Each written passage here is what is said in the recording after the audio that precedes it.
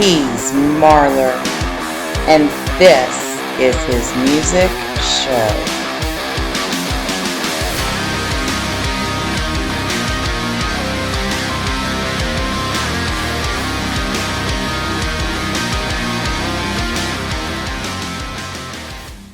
Hello again, everybody, and welcome to another craptastic episode of the Marler Music Show. I am David, and hope everybody's doing well today. I have a little bit of a bone to pick.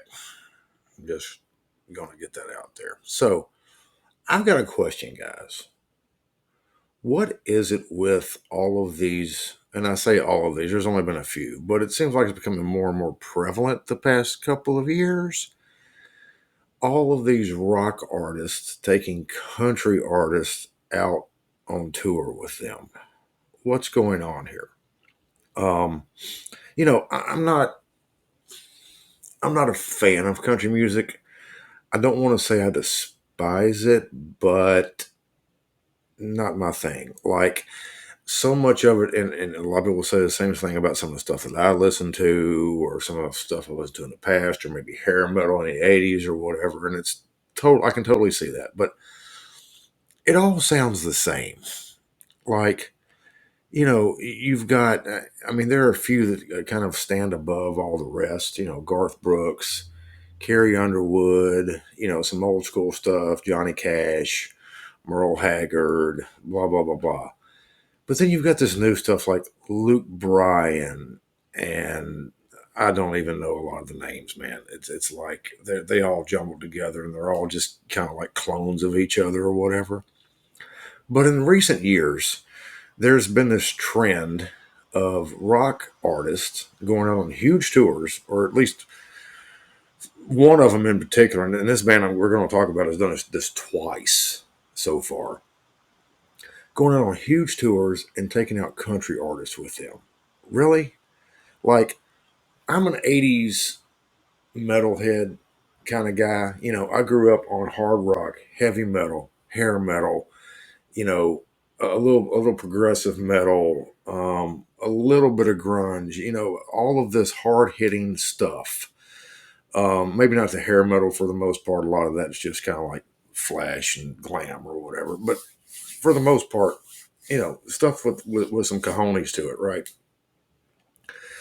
And some of these bands are taking out country artists that all they are is the modern day hair metal genre where there's just it all sounds the same, they all look alike. You've got some of these artists that are from frickin' New York, and they put on a cowboy hat and put a guitar on or whatever, and they sing songs about drinking beer and about the pickup truck and about the girls, and it's the same crap.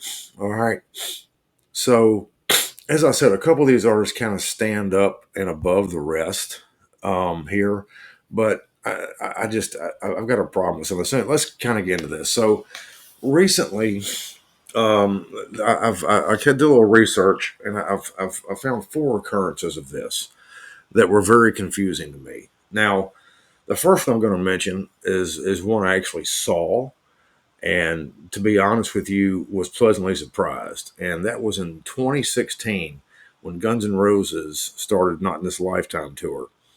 They took out Chris Stapleton, who is a very good musician, a very good songwriter. He's kind of old school country, um, but he's got a little rock feel. The guy can sing. He's a pretty good guitar player, and he's very entertaining. And so me and a buddy went to see Guns N' Roses in Nashville on this tour, and we were both like, Chris Stapleton, who the heck is that? Because at this time, Chris Stapleton was just starting to gain a little traction. He wasn't quite a household name like he is now. And surprisingly enough, it was very entertaining, very good musically. He's got a great band behind him, and I've actually seen him since then as a headliner. Um, but it just seemed kind of weird for Guns N' Roses, a heavy metal bad boy band, taking out a country artist. It was just strange, and I couldn't quite understand why they did it, but it worked out for them, I guess. It worked out for him definitely, because it kind of gave him a crossover. And you know, he, did he gain a fan in me? I don't listen to him very much. I mean, if it happens to pop up on my Spotify radio or whatever, I might listen to it. But I don't necessarily go seek to listen to his music. Okay, it's nothing crazy like that. But anyway, regardless of how it was just kind of weird, you know, for them to do that. And then so the next one was, and this country artist has been taken out in the past year twice by rock bands. The first time, I believe it was late last year, early this year. Five Finger Death Punch took out Brantley Gilbert, who, quite honestly, I would not know a Brantley Gilbert song if it came up and slapped me in the face. But they're a prime example of a band that's like they're one of the heaviest, not semi heaviest bands around, but they've always had this persona, especially in the early days, of being tough and rugged and in your face and middle finger, blah blah blah blah, and they take out a country artist.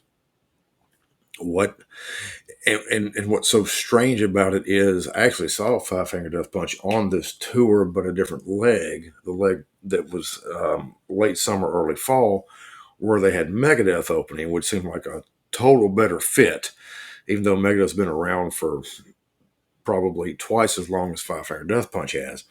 But at least it was genre related and it fit the band on tour. A country artist supporting Five Finger Death Punch is totally weird to me. And I'm going, what in the world? And so I'm so thankful that when I saw Five Finger on this past tour with Megadeth, not Brantley Gilbert, because I'd probably want to have my money back, because I think he kind of falls, from what I understand, in that category of Luke Bryan and all these guys that are just kind of like cookie cutters or whatever. And it's very strange that they were taking somebody like that out.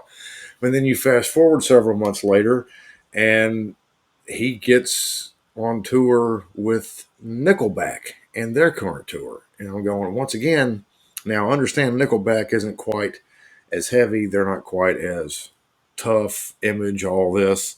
And, they've had a lot of detractors and had a lot of fun poked at them for, um, their songs and their whole, the way that they're looked at, just as kind of a joke band almost, which I can kind of see that. However, I'm going to tell you something. Nickelback has some very good songs. Chad Kroger's a very good lyricist, and they got some really rocking stuff. Here again, not the same genre. They're not heavy metal like Five Finger is. They're hard rock for the most part. They've got some slower stuff, but it's one of those situations where, once again, it just doesn't make sense for them to be out on the road with a country artist. Maybe of the ones I've mentioned so far, it might make the most sense, but that's not really saying a whole lot in my mind. I don't know. It's just strange to me. I had a Nickelback rolled through town about a month ago. Um, I had thought about going, but it was on a Sunday night, and tickets were way too expensive for that band. I like them. I've seen them a couple of times. They put on a very good show, but I was not paying like $125 to see them. It just wasn't happening. And especially with somebody like that opening, no, not interested. So anyway, that's another weird one. And then the latest one is GNR again. They have started their North American leg of their tour for this year, and I'm not sure if she's doing the whole tour or not, but I do know the first several shows was Carrie Underwood. Carrie Underwood. So now, Carrie Underwood, I'm not big on country at all. And although, along with a lot of other country artists, it would be maybe a stretch to call her country for the most part, but I'm just going to put it out there, folks. The woman has a freaking incredible voice. Incredible. She can sing. She can sing there's no saying she could have sing the phone book. Phone books don't really exist anymore, but she could sing the phone book and make it sound amazing. Amazing voice. Beautiful voice. American Idol, all that stuff. And she just catapulted into stardom and has not come down since. I actually saw her one time. It was a very entertaining show. She's entertaining. She's got a great voice.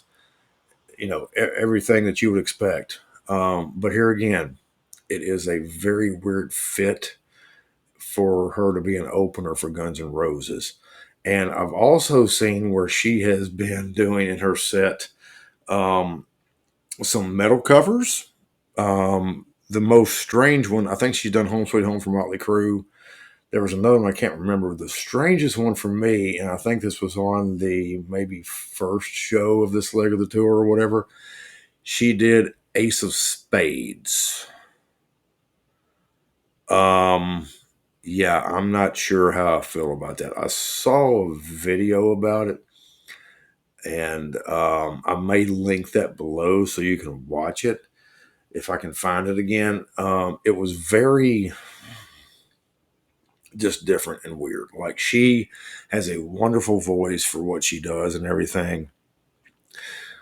And, you know, her doing that, is it a compliment to the metal genre and to Lemmy and Motorhead? Absolutely. Should certain artists not do certain songs? Yeah.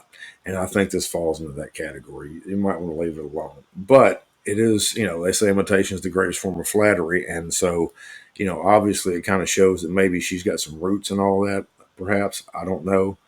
Um, but kind of strange. And for GNR to have her, especially, and of all the ones I've mentioned that are going out with these rock bands, she's like the biggest superstar there is of all of them. Like, she's one of the biggest superstars in the world, and she's going out and opening up for one of the biggest rock bands in the world, but yet she's opening up.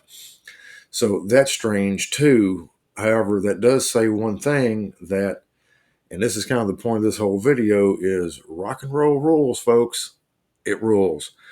You got four instances here in the past year, actually less than a year, of country artists opening up for rock bands. Okay. Now, y'all correct me if I'm wrong, and I invite it in the comments below if I am, for you to tell me that I am, and show me how I am. I can't remember, and I'm old. I get it. I'm old. But I cannot remember there being a rock artist opening up for a country artist. Can't remember that ever happening. Not saying it hasn't, and not saying it wouldn't happen in the future, but I can't remember that ever happening. I've certainly never seen it and experienced it.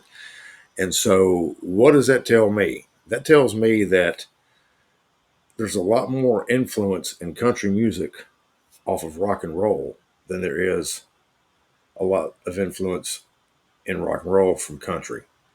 There is some of that. You could say, Leonard Skinner was influenced by some country music. You can tell in her sound on Southern rock, but there's a lot of country influence to it, and that's fine.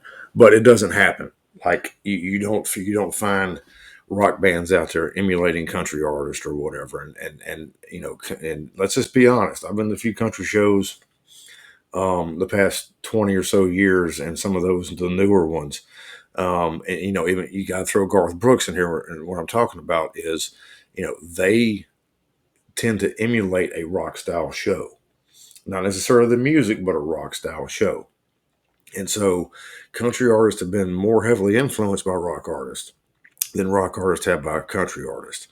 And I think that's kind of maybe that's why we're seeing this trend a little bit, is that these people are considering it an honor to go out and open up for some of these rock artists. Whereas, if it was the other way around, a lot of these rock artists would be like, no, screw that. No, we don't need that. And so it just shows that the country has kind of crossed over into rock and roll, especially over the past 20 plus years, and really probably longer than that, because Garth Brooks kind of started all that with his sound and with his stage show and his stage presence and the things he does. And so it's kind of weird to think how that influence has kind of transitioned, and maybe that's what's causing all this. I don't know. But it's just kind of strange to me. I, you know, would I go to another one of those double bills like that? Yeah, I would, depending on who it was and depending on ticket prices. I'm the kind of person that if I'm going to pay my money to go see a band, um, it better, if it's going to be expensive, it better be a band I know that brings it. Especially if their opener is somebody I don't really care about. And in this case, that would be the case. Now, I mean, it would be cool. I wouldn't mind if I were to go to see Guns on this current tour. To see Carrie Underwood would be kind of cool. As long as she didn't play Ace of Spades, you could leave that out. But it's one of those things where, you know, the concert tickets have gotten so expensive to where it's kind of like maybe one reason they're kind of doing this, it gives a big name artist that's not necessarily in your genre, but at least it's a big name. But that maybe why tickets are so expensive because they're doing that, and they kind of feed off each other. But I think that this is it's a weird trend that we may see keep happening from time to time. I don't know because I think a lot of artists, especially if you're some of your lesser known country artists, or maybe not your cream of the crop ones, are trying to get a little more traction out there and get a little more publicity, get a little more exposure. And the best way to do that is get with a band that's got a lot of exposure and go on tour with them. Because let's face it, guys, bands don't make money off their music anymore. They just don't. I mean, they make a little bit, but with streaming, the percentage that they make off of stuff is not near what it was back when you bought physical copies of an artist's work. And nowadays, it's just one of those things that just doesn't happen. They have to make their money off of touring and everything else and merchandise. So this is a trend that, I started this as kind of a joke video, but in all seriousness, this is a trend that I think we may continue to see happening over and over again. It's going to be interesting to see how that works out. So, anyway, I just wanted to give you my take on this and kind of raise the question: do you think this is weird? Do you think this is something that should be going on? This is something you like to see going on that kind of have your arms open to? If it is, or if it's not, let me know in the comments.